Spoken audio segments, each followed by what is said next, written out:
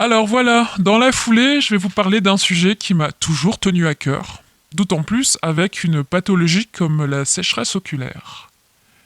Doit-on parler ou pas à son entourage, proche ou lointain, d'une maladie invisible, ou alors très peu visible, qui pourtant nous impacte beaucoup et risque de nous créer des soucis, si on n'en parle pas. Mais en même temps, c'est délicat d'en parler. Bref, comment réaliser ce travail d'équilibriste ?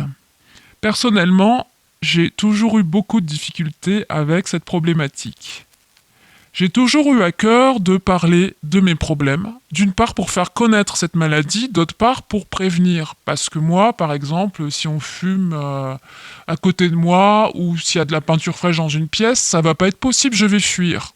Donc, je me dis qu'il est plus logique d'en parler ne serait-ce que pour informer. Et après, bon, si les gens ont un petit peu de curiosité, aller plus loin.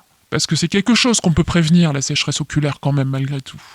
En même temps, je pars du principe que les gens sont assez ouverts, ne sont pas dans le déni, et malheureusement, plus ça va, plus je me rends compte que les maladies, c'est pas quelque chose dont on a envie d'entendre parler. Ce que je trouve dommage, moi je trouve que c'est bien de s'intéresser aux maladies qui peuvent exister dans le monde, que ce soit pour sa connaissance à soi ou pour aider les autres, mais bon, tout le monde n'est pas comme moi. Donc, je pense que j'ai fini par prendre ce parti-là. Quand j'ai une bonne énergie, que je vais bien, que je suis de bonne humeur, j'en parle. J'en parle aussi quand je sens que la personne est réceptive, mais je peux me tromper et avoir beaucoup de déceptions. Alors, à la douleur de la maladie s'ajoute la douleur de l'incompréhension, un énorme sentiment de solitude, le fait de se sentir blessé, un peu comme quand on sort d'un rendez-vous qu'on avait tant espéré avec un médecin, qu'on avait attendu des mois, et puis qu'on ressort sans rien, ou avec un «Oh bah c'est pas grave, vous n'êtes que comme 30% des gens, allez hop, colire, ou rien du tout d'ailleurs sur l'ordonnance, ou pas d'ordonnance», et puis voilà. C'est très compliqué à gérer. Moi j'ai tendance à dire «Bah oui, il faut en parler, mais que faire ?»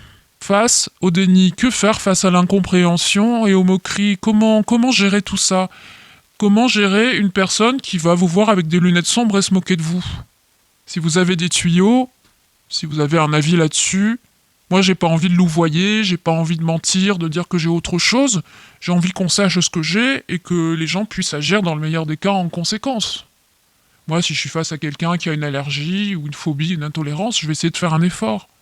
Comment avancer dans un monde où ce qui pourrait faire en sorte qu'on aille mieux, c'est pas seulement un traitement, c'est aussi une aide en fait, de l'empathie de l'entourage. Mais il y a des situations où c'est très difficile. Des situations où on est dans une salle où tout d'un coup quelqu'un sort un désodorisant et fait pchit et vous êtes la seule personne que ça va agresser les yeux et vous êtes obligé de fuir. Comment expliquer ça? Comment l'expliquer avant, pendant, comment gérer?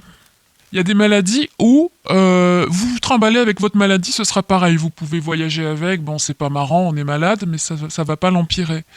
Moi le problème avec mes symptômes, c'est que il faudrait toujours prévenir, toujours, et c'est assez...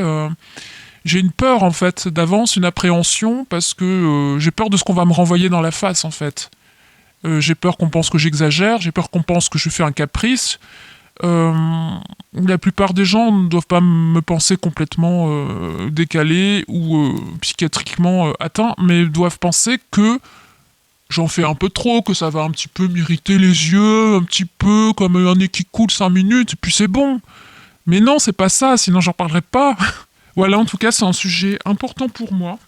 Je ne sais pas ce que vous en pensez, je pense que cela dépend de la pathologie et de la réceptivité des personnes autour de vous. J'aimerais savoir comment vous gérez ça. Pour moi, si on veut que les choses avancent, il faut quand même en parler, mais peut-être pas à tout le monde.